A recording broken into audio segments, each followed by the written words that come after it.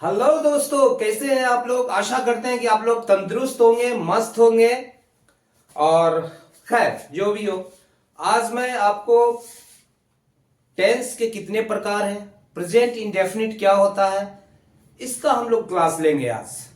तो चलिए चलते हैं, हम लोग शुरुआत करते हैं। और लास्ट वीडियो में मैंने पढ़ाया था कि टाइम क्या होता है और टेंस क्या होता है। तो इस वीडियो में मैं आपको जनरली टेंस के प्रकार पे फोकस करेंगे और प्रेजेंट इंडेफिनिट पे फोकस करेंगे। लेकिन उसके पहले मैं एक बार बताना चाहता हूं कि एक बार टाइम और टेंस को फिर से रिवाइज कर ले तो ज्यादा अच्छा होगा। मैंने बताया था कि टाइम जनरली तीन प्रकार के होते हैं, प्रेजेंट, पास्ट और फ्यूचर। तो अब प्रेजेंट, पास्ट और फ्यूचर में क्या डिफरेंस है। मुझे लगता है कि मनुष्य ने अपने समय का लेखा जोखा रखने के लिए समय को तीन भागों में डिवाइड कर दिया। जो समय बीत गया उसे बोला ये पास्ट है, जो वर्तमान समय बीत रहा है इसे बोला प्रेजेंट है, जो आने वाला समय है उसे बोला कि ये फ्यूचर है। इसमें कोई दो राय नहीं है। इसे एग्जांपल से समझ सकते हैं कि for example Mohan is a doctor. इससे है कि Mohan was a doctor, Mohan was a doctor, Mohan will be A doctor, will be A doctor. तो जैसा कि आप देख रहे हैं यहां पे प्रेजेंट टेंस में मोहन इज ए डॉक्टर, इससे हमें क्या पता चलता है। इससे पता चलता है कि मोहन नाम का एक व्यक्ति है जो डॉक्टर है, वर्तमान में है। इससे पता चलता है मोहन वाज ए डॉक्टर कि मोहन नाम का एक कोई व्यक्ति था जो डॉक्टर था। इससे पता चलता है कि मोहन नाम का एक व्यक्ति है जो डॉक्टर होगा। इससे हमें तीन टाइम का पता चलता है, टाइम की विभिन्न अवस्थाओं का पता चलता है, टाइम के विभिन्न सिचुएशन का पता चलता है। अब चलते हैं कि टेंस क्या होता है। जैसा मैंने एक्सप्लेन किया था कि tense tells the time of action. मैंने बताया था कि टेंस किसी क्रिया के होने के समय को बताता है। और मैंने बताया था कि टेंस जहां टाइम और वर्क एक साथ एग्जिस्ट करता है, टेंस में जहां वर्क है वहीं टेंस है, जहां वर्क नहीं है वहां टेंस नहीं है। आप पहले वाले एग्जांपल में देख सकते हैं कि मोहन वाज ए डॉक्टर, यहां से किसी भी क्रिया के होने का बोध नहीं हो रहा। लेकिन अगर हम बोलते हैं मोहन, अगर हम बोलते हैं Mohan is running, Mohan is running, तो इससे पता चलता है कि वर्तमान काल में मोहन दौड़ने की क्रिया कर रहा है। तो ये क्या बता रहा है, किसी क्रिया के होने के समय को बता रहा है। तो मुझे लगता है कि टेंस क्लियर है। टाइम और टेंस में बेसिकली यही डिफरेंस है कि टेंस किसी कार्य को, किसी काम को समय के सापेक्ष में जब अभिव्यक्त करते हैं तो वो टेंस है, और इसको अभिव्यक्त करने के लिए टेंस का प्रयोग किया जाता है। लेकिन सिर्फ टाइम का प्रयोग करने के लिए हमें तो ये सब टेंस का प्रयोग जनरली हम लोग नहीं करते, हम कहते सिर्फ टाइम में व्यक्त कर रहे हैं। चलिए अब हम समझते हैं कि टेंस के कितने प्रकार हैं।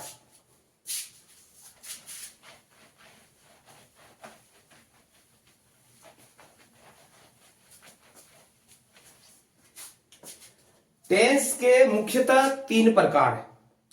टाइम के आधार पर टेंस को मुख्यतः तीन प्रकार में बांटा गया है। Tense, present tense, past tense और फ्यूचर टेंस।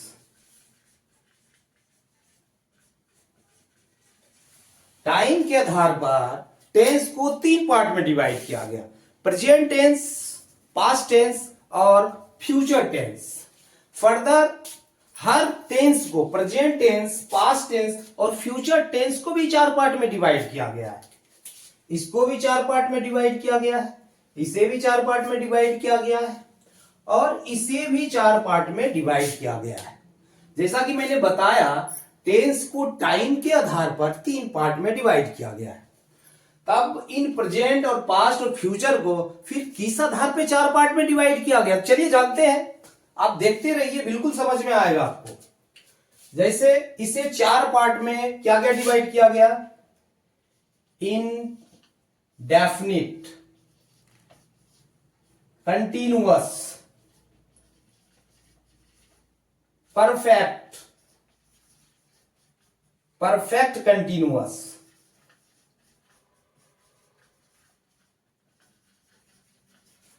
जैसा कि आप देख रहे हैं कि हर पार्ट को 4 पार्ट में डिवाइड किया गया है, इनडेफिनिट, कंटिन्यूअस, परफेक्ट और परफेक्ट कंटिन्यूअस। तो आखिर इसका बेसिस क्या है, किस आधार पर इसको 4 पार्ट में डिवाइड किया गया है? तो जनरली इसको कंप्लीटनेस, कंप्लीटनेस या इनकम्प्लीटनेस,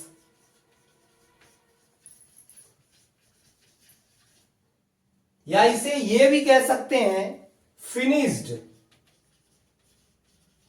या अनफिनिश्ड, या इसे ये भी कह सकते हैं किसी कार्य की पूर्णता या अपूर्णता के आधार पर, किसी कार्य की पूर्णता या अपूर्णता के आधार पर प्रेजेंट टेंस को भी 4 पार्ट में डिवाइड किया गया है, पास्ट टेंस को भी 4 पार्ट में डिवाइड किया गया है और फ्यूचर टेंस को भी 4 पार्ट में डिवाइड किया गया है। इसे अब हम एग्जाम्पल से समझते हैं कि ये कार्य की पूर्णता या अपूर्णता क्या है। जैसे अगर हम प्रेजेंट टेंस का एग्जाम्पल लेते हैं, मैं यहां लिखता हूं आई गो, मैं यहां लिखता हूं आई गो, यहां लिखता हूं I am going, I am going, यहां लिखता हूं I have gone, I have gone, यहां लिखता हूं I have been going for 2 days। अब जैसा कि देखते हैं कि इंडेफिनिट में क्या, इंडेफिनिट में हमें यह पता चलता है, आई गो का मतलब होता है मैं जाता हूं। कहता है कि जब बोलने वक्त किसी क्रिया का पता ना चले कि ये हो भी रहा है कि ना हो रहा है, तो वो इंडेफिनिट, अनिश्चित है। जैसे आपने मुझे बोला कि जाओ, मैं बोलता मैं जाता हूं, लेकिन मैं खड़ा हूं, तो अनिश्चित है। यहां पर मैं क्रिया भी बोलने वक्त मैंने शुरू नहीं किया है, क्रिया का अनिश्चित है, पता नहीं चलता कि क्रिया हो रही है या नहीं हो रही है। लेकिन जब ये कंटिन्यूअस में आता है आई एम गोइंग, तो कोई इस सेंटेंस को कैसे यूज करता है, जैसे मैं जा रहा हूं, तो मुझे कोई पूछेगा तो मैं क्या बोलूंगा कि मैं जा रहा हूं, क्योंकि मेरी क्रिया एक्टिव है, मैं चलने की क्रिया कर रहा हूं, तत्क्षण कर रहा हूं, तो वहां पे कंटिन्यूअस यूज होता है। यहां पर क्या, क्रिया पूर्ण नहीं हुई है, अपूर्ण है अभी भी। यहां पर परफेक्ट है, मुझे यहां से यहां तक जाना है, यहां से यहां तक जाने की क्रिया मैंने कंप्लीट कर ली है, तो मैं बोलता हूं कि आई हैव गॉन, मैं जा चुका हूं, यहां पर हमारा कार्य कंप्लीट हो चुका है। लेकिन यहां परफेक्ट कंटिन्यूअस में क्या हो रहा है, परफेक्ट कंटिन्यूअस में कोई क्रिया 2 दिन पहले शुरू हुई थी, अभी भी हो रही है। इसका मतलब है कि यहां पर पूर्ण और अपूर्ण दोनों है। कैसे, अब 24 घंटे हम लगातार तो चलने की क्रिया नहीं कर रहे हैं, लेकिन उसी क्रिया को हम रोजाना कर रहे हैं, कल भी किए थे, आज भी कर रहे हैं, लगातार जारी है। तो यहां पर कार्य की, इसलिए कुल मिलाकर अगर देखें तो यहां पर क्या है, कार्य की पूर्णता और अपूर्णता है। कहीं कार्य खत्म हुआ है, परफेक्ट में खत्म हो जाता है, यहां पर कार्य चल ही रहा है, तो कहीं यहां पर पहले शुरू हुआ था, अभी भी चल रहा है। इसलिए इसे हम कह सकते हैं कि कंप्लीटनेस, कार्य के कंप्लीटनेस या इनकम्प्लीटनेस के आधार पर, कार्य की पूर्णता या पूर्णता के आधार पर हम इन प्रेजेंट, पास्ट और फ्यूचर को इनडेफिनिट, कंटिन्यूअस, परफेक्ट और परफेक्ट कंटिन्यूअस में बांट सकते हैं। खैर, अब चलते हैं हम आगे कि प्रेजेंट इंडेफिनिट से एक एक करके हम समझने का प्रयास करते हैं कि आगे प्रेजेंट इंडेफिनिट क्या है।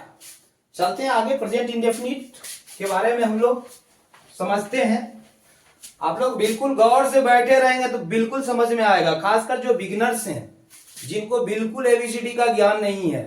एबीसीडी कहने का तात्पर्य है कि वो नए हैं, टेंस समझ में नहीं आ रहा है, बिल्कुल आप बारीक से समझे, एक एक करके समझे। अगर समझ में नहीं आ रहा हो तो मुझे आप प्लीज बताइए कि मुझे ये समझ में नहीं आ रहा है, मैं और भी एक्सप्लेन करने की कोशिश करूंगा, बिल्कुल समझ में आएगा आपको। प्रेजेंट इंडेफिनिट,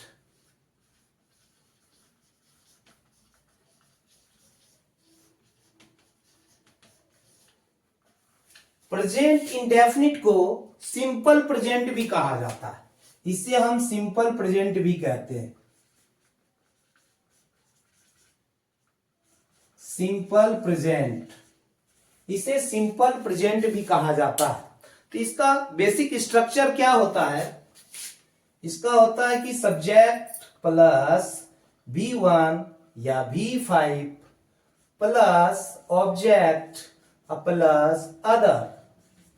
कहने का तात्पर्य यह है कि इस टेंस में, प्रेजेंट इंडेफिनिट में, सब्जेक्ट के साथ या तो V1 का प्रयोग होता है या V5 का प्रयोग होता है। हम इसे एग्जांपल से समझते हैं। आई गो, ही गोज। अब मैंने आई के साथ V1 का प्रयोग किया है, बिल्कुल सिंपल सेंटेंस का मैं प्रयोग कर रहा हूं ताकि आपको बिल्कुल आसानी से समझ में आ जाए। लंबे लंबे सेंटेंस, लक्ष्यदार सेंटेंस का प्रयोग मैं नहीं कर रहा हूं। पहला है कि आप पहले से समझो कि टेंस क्या है, बिल्कुल सिंपल सेंटेंस से, तभी आप समझ पाएंगे, तभी आप इसको और फर्दर एडवांस लेवल पर समझ पाएंगे।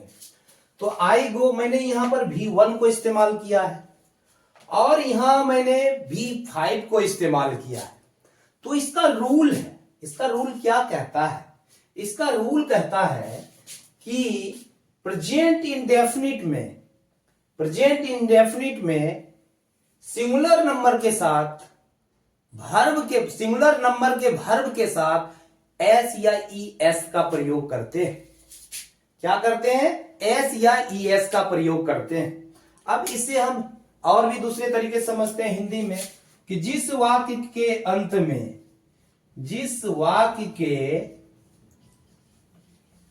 में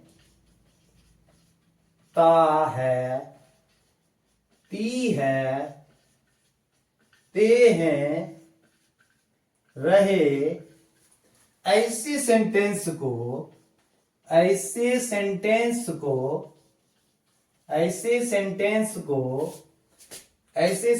को प्रेजेंट इंडेफिनिट कहते हैं, प्रेजेंट इंडेफिनिट कहते हैं। जैसे यहां पर है कि मैं जाता हूं, तो यहां ता हूं है, ता है या हूं भी हो सकता है, ता है या हूं भी हो सकता है, ऐसा नहीं है, हूं भी हो सकता है, अंत में ता है या हूं भी हो सकता है, ती है, ते हैं इत्यादि रहे। तो ऐसे सेंटेंस को प्रेजेंट इंडेफिनिट कहते हैं। यहां पर मैं जाता हूं, वह जाता है, वह जाता है। तो आपने देखा कि यहां पर हमने क्या प्रयोग किया? V1 का प्रयोग किया है और यहां पर V5 का प्रयोग किया है। जिस वाक्य के अंत में ता है, ती है, अगर वे लोग जाते हैं, अगर लिखते हम यहां पर दे गो, इसका मतलब हुआ वे लोग जाते हैं। यहां पर आप देख रहे हैं, यहां पर सिर्फ सब्जेक्ट प्लस V1 का इस्तेमाल किया गया है, यहां पर सब्जेक्ट प्लस V1 का इस्तेमाल किया गया है, लेकिन यहां पर इज RM का इस्तेमाल नहीं किया गया है।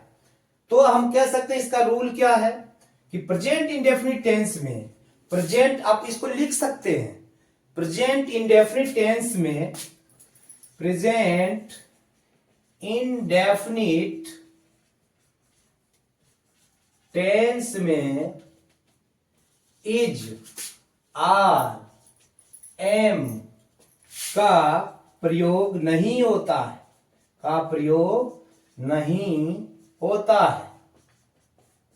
दूसरी बात जहां जहां V1 है जहां जहां V5 है वहां वहां प्रेजेंट इंडेफिनिट है। V1 V5 तो आपको पता होगा कि क्रियाओं के कई फॉर्म है, जैसे V1 V2 V3 V5। V1 क्या है, मान लो कि ईट है, V2 8 हो जाएगा, V3 ईटेन हो जाएगा और V5 इट्स हो जाएगा। अगर आपको वर्ब फॉर्म नहीं पता, अगर आपको वर्ब फॉर्म क्या चीज V1 V2 V3 और V4, सॉरी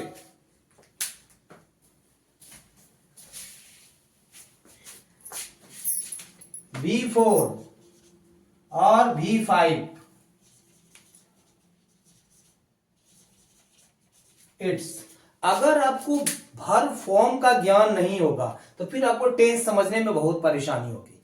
तो आपको टेंस समझने पहले वर्ब फॉर्म को समझना बहुत जरूरी है कि ये V1 है, ये V2 है, ये V3 है, ये V4 है और ये V5 है।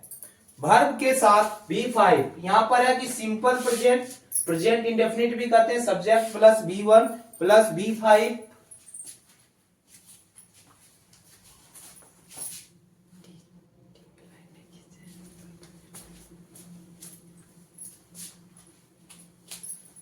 प्रेजेंट इंडेफिनिट यहां पर आपने देखा कि V1 V2 V3 V4 V5 है। ईट, एट, इटेन, ईटिंग और इट्स। इसका नॉलेज अगर नहीं है तो आप इसको समझ नहीं पाएंगे, ठीक है। तो मुझे लगता है कि ये इससे काफी पता चल रहा है। तीसरी बात ये, इसमें एक रूल और ये भी बनता है इससे देख के कि प्रेजेंट इंडेफिनिट के थर्ड पर्सन सिंगुलर नंबर के साथ, प्रेजेंट इंडेफिनिट में थर्ड पर्सन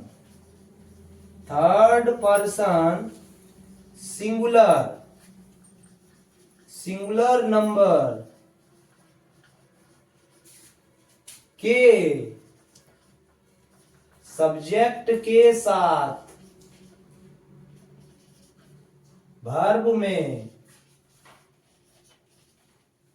एस या ES का प्रयोग होता है, ES का प्रयोग होता है। तो आपने समझ लिया कि इसका क्या फार्मूला है प्रेजेंट इंडेफिनिट का, subject plus V1 V5 plus object या प्लस अदर। तो मैंने एग्जांपल दिया, आई गो, यहां पर V1 का इस्तेमाल हुआ, ही गोस यहां पर V5 का इस्तेमाल हुआ। ही चूंकि थर्ड पर्सन है, थर्ड पर्सन के अंदर ही, शी, कोई एक नेम भी आता है थर्ड पर्सन में, एक से ज्यादा भी नेम आता है लेकिन वो प्लूरल होता है, उसके साथ यूज नहीं होता है। लेकिन यहां पर थर्ड पर्सन के सिंगुलर नंबर के साथ एस या ES का सिर्फ प्रयोग होता है, बाकी जितने भी जगह है वहां V1 का प्रयोग होता है। अब इस बात को हम चार्ट के माध्यम से समझेंगे तो शायद और ज्यादा क्लियर हो जाए। तो चलिए हम चार्ट के माध्यम से समझते हैं। चलिए अब सिंपल प्रेजेंट या प्रेजेंट इंडेफिनिट, जैसा कि मैंने बताया था कि इसे हम चार्ट से समझते हैं। जैसा आप देख रहे हैं कि singular number, plural number, first person, second person और थर्ड पर्सन। तो सबसे पहले मैं ये बताना चाहूंगा कि ये फर्स्ट पर्सन क्या होता है, ये सेकेंड पर्सन क्या होता है, थर्ड पर्सन क्या होता है। तो इंग्लिश में जनरली 3 ही पर्सन होते हैं, first person, second person, third person. बोलने वाला फर्स्ट पर्सन, सुनने वाला सेकेंड पर्सन, अगर हम दोनों मिलके अगर तीसरे के बारे में बात कर रहे हैं तो वो थर्ड पर्सन। तो ये 3 पर्सन होते हैं, फर्स्ट पर्सन, सेकेंड पर्सन और थर्ड पर्सन। दूसरी बात ये भी है कि अगर मैं यहां बोल रहा हूं तो मैं फर्स्ट पर्सन हो गया, अगर आप सुन रहे हैं तो वो आप सेकेंड पर्सन हो गए। अगर तीसरे के बारे में हम दोनों मिलके बात कर रहे हैं तो वो थर्ड पर्सन, मैं बोलता हूं मोहन है, सोहन है, कोई भी वे लोग हैं, ये थर्ड पर्सन हो गया।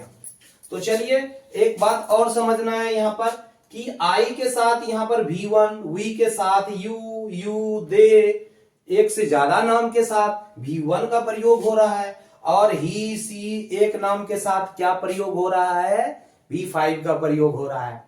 तो पहले हमें यह भी समझना कि ये सिंगुलर प्लूरल क्यों मैंने लिखा है।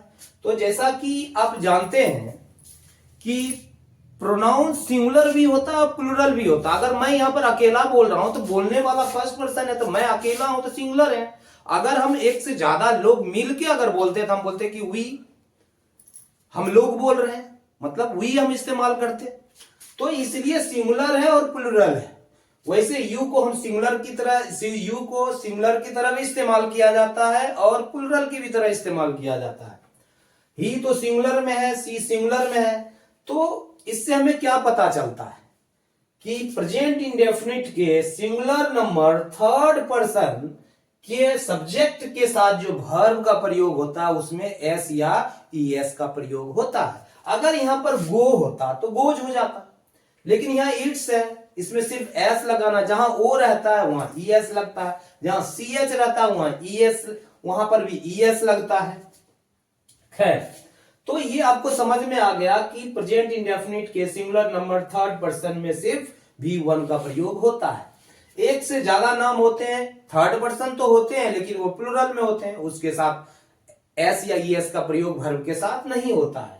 दे भी थर्ड पर्सन है लेकिन प्लूरल है, इसमें भी एस या ईएस का प्रयोग नहीं हुआ है। अगर आप चार्ट बना के इसे समझेंगे तो आपको समझना आसान हो जाएगा कि कहां हमें V1 इस्तेमाल करना है, कहां पर हमें V5 इस्तेमाल करना है। अगर आपको ये सीखना है तो हर दिन आपको प्रैक्टिस करनी पड़ेगी। जिसको भी लगता है कि ये भारी लगता है, आसान नहीं लगता, उससे एक वर्ड ले लो, कोई भी। मैं खेलता हूं, हम लोग खेलते हैं, तुम खेलते हो, तुम लोग खेलते हो, मैं खेल रहा हूं, सॉरी वह खेलता है, वह खेलती है, राम खेलता है, मोहन खेलता है, वे लोग खेलते हैं, मोहन एंड सोहन खेलते हैं। कोई भी एक क्रिया एक्शन वर्ड उठा लो, उस पर आप बार बार बनाओ, हर दिन बनाओ, पक्का है आपको समझ में आएगा और रूल्स भी याद हो जाएगा। एक बार अगर रूल्स याद हो गया तो आप ये समझना आपके लिए आसान, बहुत ही इजी हो जाएगा। चलिए अब चलते हैं प्रेजेंट इन सेंटेंस को हम नेगेटिव सेंटेंस कैसे बनाते हैं। प्रेजेंट इंडेफिनिट में ये तो अफर्मेटिव सेंटेंस है, नकारात्मक वाक्य नहीं है, नकारात्मक सेंटेंस नहीं है। अब हम इसको नकारात्मक वाक्य, नकारात्मक सेंटेंस, इसको कैसे बनाएंगे। चलिए ये चार्ट आप स्क्रीनशॉट ले सकते हैं।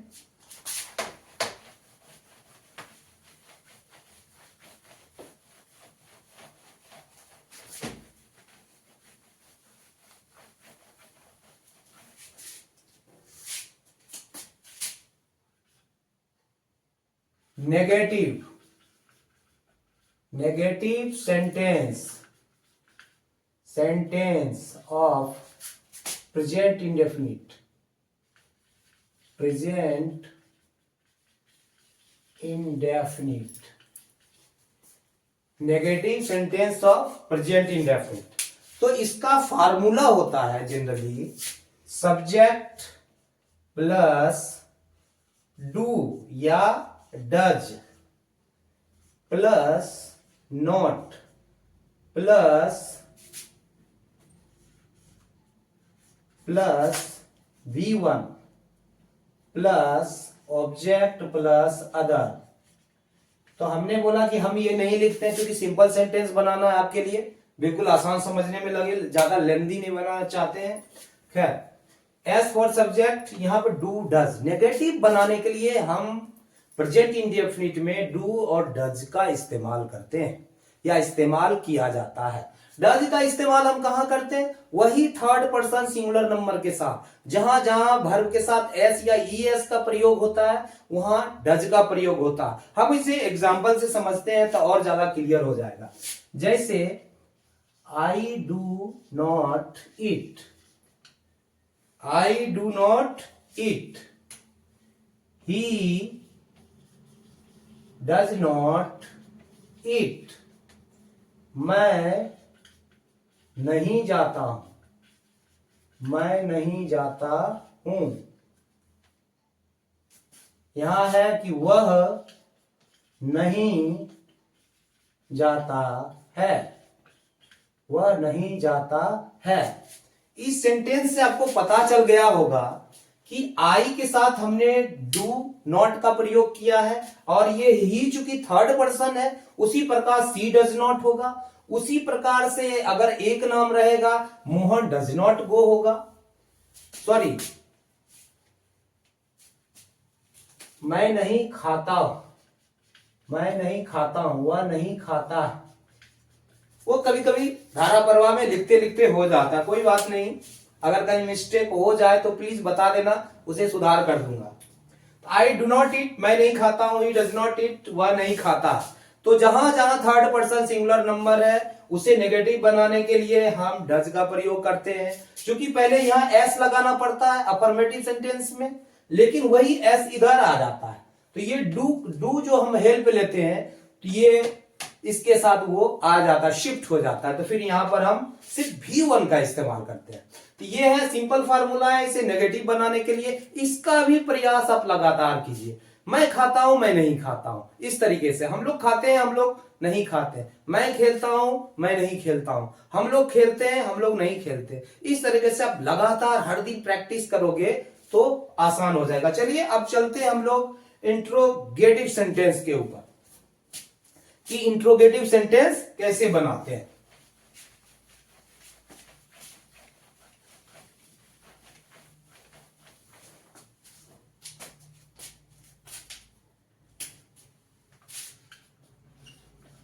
Interrogative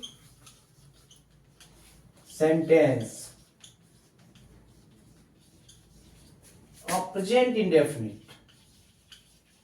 present indefinite. अब प्रेजेंट इंडेफिनिट में इंट्रोगेटिव हम कैसे बनाते हैं, प्रश्नवाचक वाक्य कैसे बनाते हैं। खास करके हिंदी भाषी जो है उन्हें मैं बताना चाहता हूं इंट्रोगेटिव सेंटेंस, ताकि उनको भी समझना आसान हो जाए। प्रश्नवाचक, इसका फॉर्मूला होता है सब्जेक्ट, सॉरी, इसका फॉर्मूला होता है डू या does plus subject plus V1 plus other, या ऑब्जेक्ट भी कह सकते हैं, पहले ऑब्जेक्ट ले ले तब प्लस अदर। तो इसे हम एग्जाम्पल से समझेंगे। एग्जाम्पल से ये है कि अगर हम लिखते हैं do I not it, do I not it, मैं नहीं क्या मैं खाता हूं, सॉरी, इसकी हिंदी हो जाएगी क्या मैं खाता हूं, क्या मैं, सॉरी, डू आई ईट, इसे हमें, सॉरी, ये हो जाएगा कि डू आई ईट, क्या मैं खाता हूं। मैं अफर्मेटिव ने, मैं उसको एक्चुअली इंट्रोगेटिव नेगेटिव बनाने लगा। तो पहले तो मुझे सिर्फ ये बताना है डू आई ईट, क्या मैं खाता हूं, क्या मैं खाता हूं, क्या मैं खाता हूं, प्रश्नवाचक चिन्ह। उसी प्रकार से ही डज ही ईट, क्या वह खाता है, क्या वह खाता है, क्या वह खाता है, तो इसके साथ प्रश्नवाचक चिन्ह लगेगा।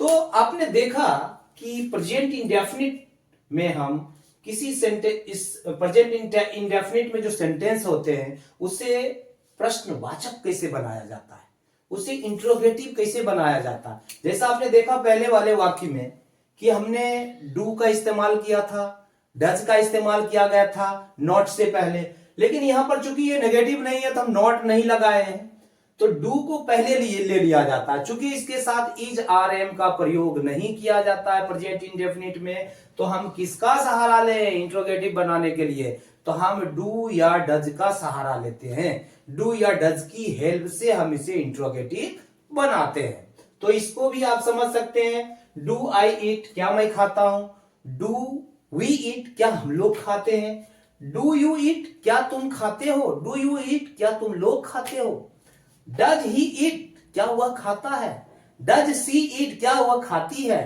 डज सीता ईट, क्या सीता खाती है, वैसे ही बन जाएगा डू दे ईट, क्या वे लोग खाते हैं, डू मोहन एंड सोहन ईट, क्या मोहन और सोहन खाते हैं। इस प्रकार से आप इंट्रोगेटिव बना सकते हो, और इसका भी आप इसी प्रकार से बराबर प्रैक्टिस करनी होगी, तभी आपको समझ में आएगा, अदरवाइज आपको समझ में नहीं आएगा। अब चलते हैं इंट्रोगेटिव प्लस नेगेटिव कैसे बनाते हैं, तब हमारा ये इंडेफिनिट चैप्टर का द एंड हो जाएगा। चलिए इस पे भी आते हैं फटाफट।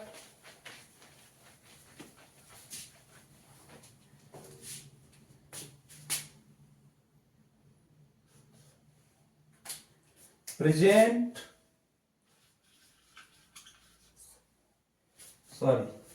Interrogative interrogative plus negative of present indefinite. Present indefinite को सिंपल प्रेजेंट भी कहते हैं, कोई कंफ्यूज नहीं होना है किसी प्रकार से। और इसका जो स्ट्रक्चर बनता है डज या do plus subject plus not plus V1। अब इसे हम एग्जाम्पल से समझते हैं। डू आई नॉट इट, इसका मतलब क्या हो जाता है, क्या मैं नहीं खाता हूं, क्या मैं नहीं खाता हूं। वैसे ही हो जाएगा डज ही नॉट ईट, क्या वह नहीं खाता है। तो आपने देखा कि हमने इंट्रोगेटिव सेंटेंस को नेगेटिव कैसे बनाया। इसके पहले मैंने बताया था कि हम अफर्मेटिव सेंटेंस को इंट्रोगेटिव कैसे बनाते हैं, फिर इंट्रोगेटिव प्लस नेगेटिव कैसे बनाते हैं। अफर्मेटिव पहले बनाए, फिर नेगेटिव बनाए उसका, फिर हमने अफर्मेटिव का इंट्रोगेटिव बनाना सीखा, फिर हम यहां पर क्या सीख रहे हैं, interrogative plus negative of present indefinite. इसका फार्मूला होता है डज या do plus S plus not plus V1 plus object या अदर। ये नहीं लिखा मैंने, प्लस ऑब्जेक्ट या अदर, क्योंकि हम बार बार वो सब नहीं लिख रहे हैं, क्योंकि बेसिक समझाना है आपको। तो डू आई नॉट, डज का इस्तेमाल वहीं कर रहे हैं थर्ड पर्सन के साथ। इंट्रोगेटिव बनाने के लिए हम डज का इस्तेमाल कर रहे हैं, नेगेटिव बनाने के लिए भी डज का इस्तेमाल कर रहे हैं। सिर्फ अंतर ये है, इंट्रोगेटिव में हम पहले लिखते हैं और नेगेटिव में पहले नहीं लिखते, वो सब्जेक्ट के बाद लिखा जाता है। तो मुझे लगता है कि ये आपका क्लियर हो चुका है प्रेजेंट इंडेफिनिट। और मैंने बताया था कि टाइम क्या होता है, टेंस क्या होता है, टेंस को किस आधार पर हमने अलग अलग टाइप्स में डिवाइड किया गया, फर्दर उसको 4 टाइप्स में किस आधार पर डिवाइड किया गया है, और इंडेफिनिट को किस प्रकार से बनाते हैं। मुझे लगता है कि आपको काफी समझ में आएगा। अगर कहीं कोई डाउट हो, कोई क्लियर हो, तो आप बिल्कुल कमेंट करके बताएं। अगर पसंद आए तो जरूर लाइक करें और सब्सक्राइब भी करें, अपने फ्रेंड्स को भी बताएं। धन्यवाद।